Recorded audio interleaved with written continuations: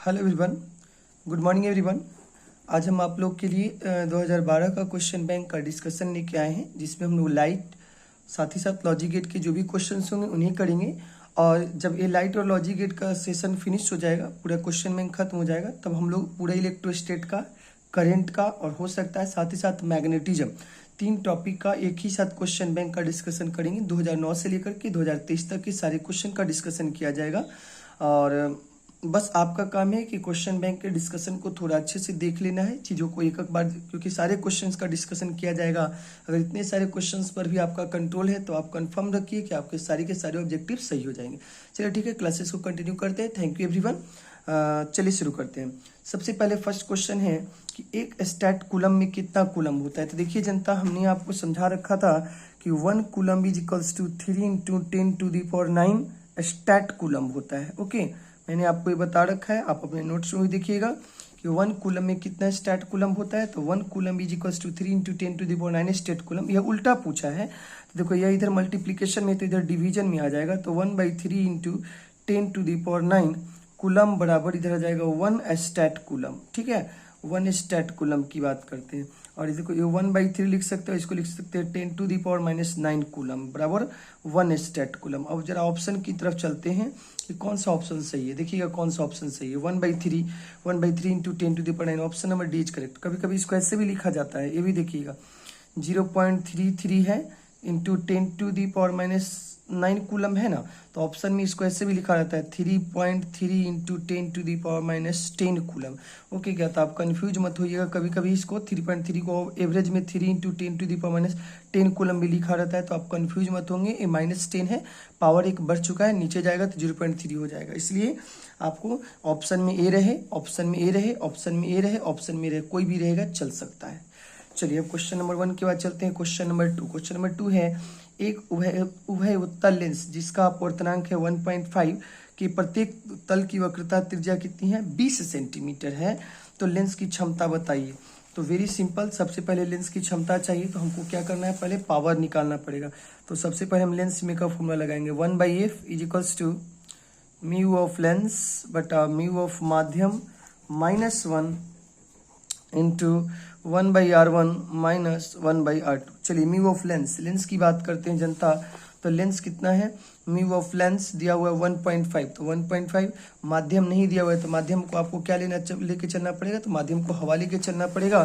तो यहाँ पर माध्यम हम हवा लेते हैं -1 इंटू आगे बढ़ते हैं 1/r1। बोला है प्रत्येक तल की त्रिज्या 20 सेंटीमीटर, तो एक को लेंगे +20 और दूसरे को लेना पड़ेगा -20। सही है जनता, आप जोड़िएगा तो 1.5/1 -1, तो दिस इज 0.5। इधर करोगे तो 1/20 माइनस प्लस हो जाएगा, तो हो जाएगा 2/20 एंड लास्टली हो जाएगा 0.5 का मतलब 1/2 और 2/20 का मतलब 1/10। This is 1/20। ठीक है, तो दिस इज 1/f। तो फोकस इज इक्वल्स टू कितना आ गया, 20 centimetre. This is 20 centimetre focus. अब चलते हैं, इस फोकस को मीटर में बदल लीजिएगा तो 20/100 हो जाएगा 1/5 मीटर। चलिए बात करते हैं पावर का। पावर इज इक्वल्स टू होता है 1/f, एफ की जगह लिख सकते हैं 1/1/5 and the answer is 5 dioptre. तो हमको समझ में आ चुका है कि ये जो हमारा लेंस होगा उसका पावर कितना डायोप्टर होगा। तो option number A is correct. इसका ऑप्शन कौन सा करेक्ट है, ए करेक्ट है। और आगे चलते हैं, लाइट के क्वेश्चंस कौन है, लाइट के क्वेश्चंस कौन है, यहाँ पे देख सकते हैं कि 7 नंबर। एक आवर्धक ग्लास जिसकी क्षमता 12 डायोप्टर है, तो आवर्धक क्षमता बताइए। देखिए ध्यान रखिएगा कि ये पता है आपको बहुत अच्छा सा क्वेश्चन है, थोड़ी सी अच्छे से इसे नहीं पढ़ोगे तो आप मिस्टेक कर दोगे। फिर से सुनिए क्या कहता है कि एक आवर्धक ग्लास है जिसकी क्षमता 12 डायोप्टर है, तो आवर्धक क्षमता बताइए, लेंस की आवर्धक क्षमता। तो देखिए यानी कि सरल सूक्ष्मदर्शी की बात कर रहा है, जिसमें आपको पता है सरल सूक्ष्मदर्शी में उत्तल लेंस लगा होता था, जिसका आवर्धन क्षमता मैग्निफिकेशन पावर का फॉर्मूला 1+d/f होता है। सरल सूक्ष्मदर्शी 1+d/f। अच्छा, बोला है कि इस सरल सूक्ष्मदर्शी में जो लेंस या ग्लास लगा हुआ है ना, उसका जो क्षमता है वो 12 डायोप्टर है। तो हमको चूंकि फोकस चाहिए तो पहले इस ग्लास का फोकस निकालेंगे। तो फोकस इज इक्वल्स टू होता है 1/f, यहाँ लिखेंगे 1/f और ये लिख देंगे 12। यहाँ से फोकस निकल गया कितना, 1/12। ये मीटर में निकलेगा। अब हम इसको क्या बदल लेते हैं, जरा सेंटीमीटर में बदल लेते हैं। तो 1 मीटर में 100 सेंटीमीटर है, तो 1/12 इंटू 100 कर लेंगे और दिस इज इन सेंटीमीटर। तो निकल के हो जाएगा जनता कितना, 100/12 सेंटीमीटर। अच्छा, अब बात करते हैं, ए निकल गया सेंटीमीटर में। अब चलते हैं आवर्धन के फॉर्मूले में। एम इज इक्वल्स टू कितना 1+1 और डी मतलब 25 सेंटीमीटर, तो 25/100 और बट्टा 12 करोगे, 12 चला जाएगा ऊपर, तो 1+25 गुने यानी 25 गुने 12/100, एक कट आउट हो जाएगा 4 3 और 1+3 एंड द आंसर इज 4। यानी कि इसका आंसर कितना आने वाला है, 4 आने वाला है। आप देख सकते हैं option number A is correct, option number A correct है, 4 आएगा। अच्छे से क्वेश्चन को देख लीजिएगा। एक ग्लास है जिसका पावर दिया हुआ था, तो पावर से सबसे पहले फोकस निकालेंगे। फोकस हमको सेंटीमीटर में मिल चुका है। अब फॉर्मूला यहाँ 1+d/Fe, या इसको Fe बोलते थे, Fe भी कर सकते हैं। अब देखिए Fe दिया हुआ है 100/12, 12 ऊपर चला जाएगा, 25 चौको सब कट करोगे, 4 3 12, 3 + 1 दैट इज 4 आ जाएगा, तो इसका 4 डायप्टर चलाएगा। और आगे बढ़ते हैं, लाइट के क्वेश्चंस कौन से नंबर पे, 9 नंबर पे। देखिए ये तो लॉजिक गेट का क्वेश्चन है, कौन सा गेट है तो देखने से ही पता चल रहा होगा आपको, एंड गेट है, बताने की जरूरत है नहीं। नेक्स्ट आगे बढ़ते हैं, निर्वात में 6000 एंगस्ट्रम तरंग दैर्ध्य का एक वर्णीय प्रकाश इतना अपवर्तनांक वाले माध्यम से प्रवेश करता है, तो इसका तरंग दैर्ध्य कितना हो जाएगा। ठीक ठाक क्वेश्चन है, सिंपल क्वेश्चन है। मतलब जब निर्वात है, एयर है, वैक्यूम है, तो उसके लाइट का जो कह सकते हैं प्रकाश का जो तरंग दैर्ध्य है 6000 एंगस्ट्रम है। जब वह आपको किसी भी ग्लास से पास करती है, तो आपको पता है किसी भी सघन माध्यम से पास करती है तो अपवर्तनांक घटेगा। चलिए देखते हैं उसका अपवर्तनांक का क्या फॉर्मूला हो जाएगा। आपको पता है mu is inversely proportional to lambda, ये पता है ना आपको। क्वेश्चन नंबर 10 की बात करते हैं, अपवर्तनांक इनवर्सली प्रोपोर्शनल टू लेमडा होता है। तो अगर बात करते हैं तो μ1 इज इनवर्सली प्रोपोर्शनल टू 1/λ1, और उसी तरह से लिख देंगे μ2 इज इनवर्सली प्रोपोर्शनल टू 1/λ2। दोनों को डिवाइड कर दीजिए, तो लिखेंगे μ1/μ2 इज इक्वल्स टू 1/λ1 बटा 1/λ2, λ2 बटा λ1 हो जाएगा। यहाँ तक सही है सबका। अब देखिए निर्वात, निर्वात मतलब जनरली हवा की ही बात करते हैं, वैक्यूम, तो इसका अपवर्तनांक है 1। तो 1 माध्यम जिसमें जा रहे हैं, तो जा रहे हैं किसमें, ग्लास में। देखिएगा ग्लास 1.5, तो यहाँ लिख देते हैं 1.5 की जगह 3/2। आगे बढ़ते हैं, λ2 हमें निकालना है, λ2 हमें निकालना है, और λ1 दिया है कितना 6000 एंगस्ट्रम। यहाँ से अगर λ2 निकालेंगे तो देखिए जनता मैं यहाँ आता हूँ, दिस इज λ2 और λ2 क्रॉस मल्टीप्लाई कीजिएगा तो 6000 गुने 3/2 हो जाएगा, एक कट के हो जाएगा 3 एंड λ2 इच मिस्टेक हो चुका है कहीं ना कहीं, 2/3 होता है, 4000 इसका आंसर आएगा। देखिए यहाँ कहीं मिस्टेक है,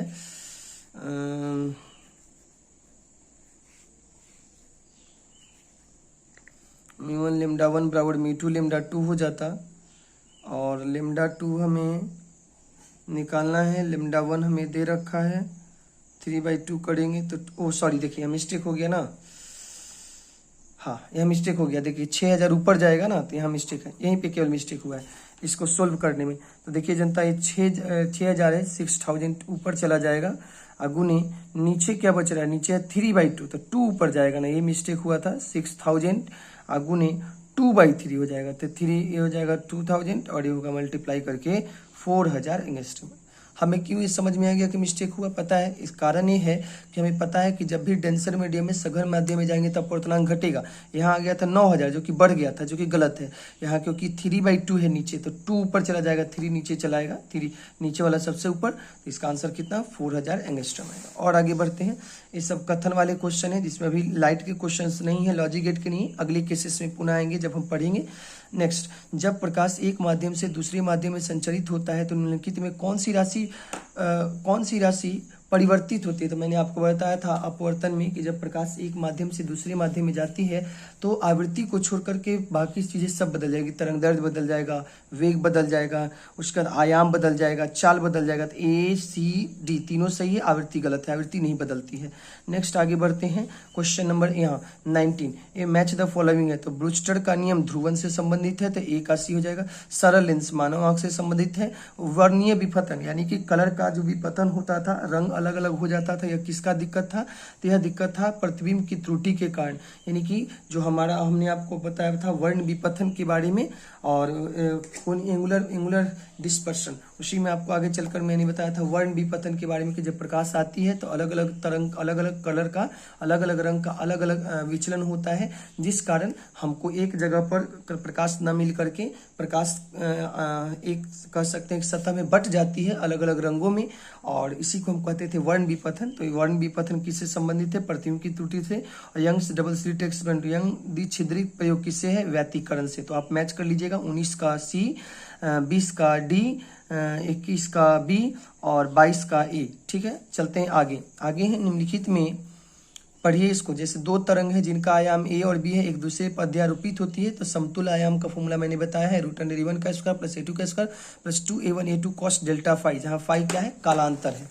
नेक्स्ट आगे बढ़ते हैं इस क्वेश्चन में, और यहाँ देखते हैं कि आपको पता है तीव्रता आयाम का स्क्वायर होता है, तो तीव्रता का भी फॉर्मूला है महत्तम आयाम और महत्तम तीव्रता। महत्तम आयाम का फॉर्मूला याद होगा, a1 + a2 था, न्यूनतम का a1 - a2। इसी तरह से महत्तम तीव्रता √(i1 + i2) था का होल स्क्वायर, और न्यूनतम तीव्रता √(i1 - i2) का होल स्क्वायर होता है। ये सारी चीजें दी हुई है। क्वेश्चन एक्चुअली यहाँ से शुरू होता है। क्वेश्चन बोलता है कि तीव्रता का अनुपात 81:9 है, तो व्यतिकरण उत्पन्न करते हैं।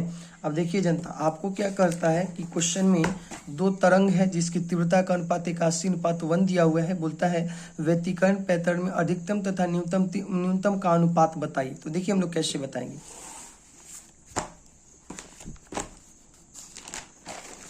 चलिए क्वेश्चन नंबर 23 को देखते हैं। चूंकि क्वेश्चन में दिया हुआ है I1:I2 का अनुपात 81:1, 81:1 दिया हुआ है, तो I1 की बात करेंगे तो 81 और I2 की बात करेंगे तो कितना हो जाएगा? 1 हो जाएगा। ओके ना। अब आपको किसी ने बोला कि महत्तम तीव्रता बताइए, तो आई मैक्सिमम निकालने का फॉर्मूला पता है, √(i1 + √(i2) का होल स्क्वायर होता था। यहाँ पर अगर रखोगे √81 + √(1) का होल स्क्वायर, 81 का रूट कितना है? 9, 1 का 1, तो 9 + 1 तो कितना हो जाएगा? 10, 10 का स्क्वायर तो कितना हो गया जनता? 100, 100 हो गया। उसी तरह से अगर न्यूनतम तीव्रता की बात करते हैं आई मिनिमम, तो आई मिनिमम कैसे निकलेगा? √(i1 - √(i2), √(i1 - √(i2) का होल स्क्वायर तो हो जाएगा 81 और माइनस √(1) का स्क्वायर। 81 का हो गया कितना? 9 - 1 का, सॉरी 9 - 1 का स्क्वायर, 8 का स्क्वायर, दिस इज 64। और इन दोनों का रेशियो पूछा है, तो रेशियो पूछा है तो आई मैक्सिमम बटा आई मिनिमम कर दीजिएगा, तो हो जाएगा कितना जनता? तो हो जाएगा आपका 100/64। कट आउट करोगे 4 से तो 25, 4 से तो 16, 25/16 इन 25:16 is the correct answer. Option number C is correct, option number C correct. आगे बढ़ते हैं, बोलता है दोनों तरंग के आयाम का अनुपात बताइए। तो आयाम निकालना होगा 24 में, तो आपको पता है जो तीव्रता होती है वह आयाम का स्क्वायर होता है। तो अगर a1 निकालेंगे तो √(i1) लिखेंगे तो √81 दैट इज 9। अगर a2 निकालेंगे तो √(i2) लिखेंगे और √(i2) मतलब दिस इज 1। तो हमको a1 a2 मालूम हो चुका है जनता। अब लिखेंगे a1 + a2 और a1 - a2, this is mode में रख लीजिएगा, दिस इज महत्तम आयाम a1 + a2, तो 9 + 1 कितना? 10। और न्यूनतम आयाम कितना? 9 - 1 तो 8 हो जाएगा। बट आपके एग्जाम में महत्तम न्यूनतम नहीं पूछा, बस आपने पूछा है कि आयाम का अनुपात बताइए। तो a1/a2 अगर निकालना होगा तो डायरेक्ट आंसर होगा 9:1। महत्तम का पूछता तो कितना लिखते जनता? 10/8, एक कट के हो जाता है 4, एक कट के हो जाता है 5, तो इसका आंसर होता है 5/4। बट हमसे पूछा है केवल आयाम का अनुपात, तो 9:1 हो जाएगा। लास्ट क्वेश्चन ऑब्जेक्टिव का देखने जा रहे हैं। बोलता है महत्तम तीव्रता के लिए cos फाई का वैल्यू, तो आपको पता ही है महत्तम तीव्रता का सूत्र था कितना? तो महत्तम तीव्रता का सूत्र मैं यहाँ लिख दूं क्या? महत्तम तीव्रता का जो रिजल्टेंट का फॉर्मूला होता था √(i1 + √(i2) प्लस, ऐसे नहीं सही, ऐसे i1 + i2 + 2√(i1 i2) और अदर होता है cos डेल्टा फाई। बोला है तीव्रता महत्तम होने के लिए cos delta phi, cos theta का महत्तम वैल्यू कितना होता है जनता? 1 होता है। तो आंसर कितना हो जाएगा? Option number B is correct. आगे चलते हैं लघु तरीय प्रश्न की तरफ। 2 मार्क्स क्वेश्चन। बोलता है क्रांतिक कोण को परिभाषित करें तथा इसकी शर्त को लिखो। तो क्या आपको पता है क्रांतिक कोण क्रिटिकल एंगल मैंने बहुत अच्छे से समझाया, डायग्राम भी बताया है कि क्रांतिक कोण सघन से विरल माध्यम में जाना होगा प्रकाश को, साथ ही साथ आपतन कोण का मान क्रांतिक कोण से बड़ा होना चाहिए। दोनों शर्त भी लिखी हुई है, नोट्स में है, समझाने की कोई जरूरत नहीं है। आगे बढ़ते हैं, नेक्स्ट है क्वेश्चन नंबर 7। पोलराइड क्या है? तो पोलराइड मैंने आपको बताया है, और टूरमैलिन क्रिस्टल और निकोल प्रिज्म का एग्जाम्पल भी था, उसका उपयोग भी मैंने आपको बता रखा है, नोट्स में काफी सुंदर लिखा हुआ है, वहां से इसे कर लीजिएगा। आगे बढ़ते हैं। एंड गेट बहुत सिंपल है। एंड गेट का ट्रूथ टेबल और सत्यता सारणी बनाना है। तो ये सारी चीज़ें क्वेश्चंस काफ़ी सिंपल हैं, सब क्लास नोट्स में है और आपको आता भी है, आप इसे कर लोगे। चलते हैं आगे बढ़ते हैं लॉन्ग क्वेश्चन की तरफ। दीर्घ उत्तरीय प्रश्न को देखा जाए, ये सारे क्वेश्चंस में तो विद्युत फ्लक्स जो कि आगे जब लेक्चर्स आएंगे वहाँ होंगे। क्वेश्चन नंबर 30 है, this is lens maker formula. Very simple हो चुका है, बहुत लोगों को आता भी होगा, कर भी लेंगे आप। आगे चल के व्यक्तिकरण को परिभाषित करें और यंग्स के द्विच्छिद्र प्रयोग की सहायता से फ्रिंज की चौड़ाई को पता करें। इसका मतलब मुझे कहना है कि आपको 2012 के क्वेश्चंस का डिस्कशन है, क्वेश्चन बैंक का डिस्कशन, वो आप आसानी से कर सकते हो। ऑब्जेक्टिव सब्जेक्टिव सारे के सारे हो चुके हैं। लॉन्ग और जो क्वेश्चन क्लास नोट्स में है, टेस्ट में हो चुका है, मैं उसे नहीं करता हूँ। बस आपको एक ओवरव्यू देना है कि हाँ, एक कॉन्फिडेंस आ जाए कि हाँ क्वेश्चंस मुझसे बनते हैं, सारे के सारे क्वेश्चंस बनते हैं। चलिए ठीक है, मैं यहीं तक लेक्चर्स को रखूंगा। Thank you everyone, bye everyone. पुनः हम नेक्स्ट ईयर के लेक्चर को लेकर के आएंगे। Thank you everyone, bye everyone, bye bye. और कोई भी दिक्कत है तो जरूर शेयर कीजिए, बताइए। Thank you everyone.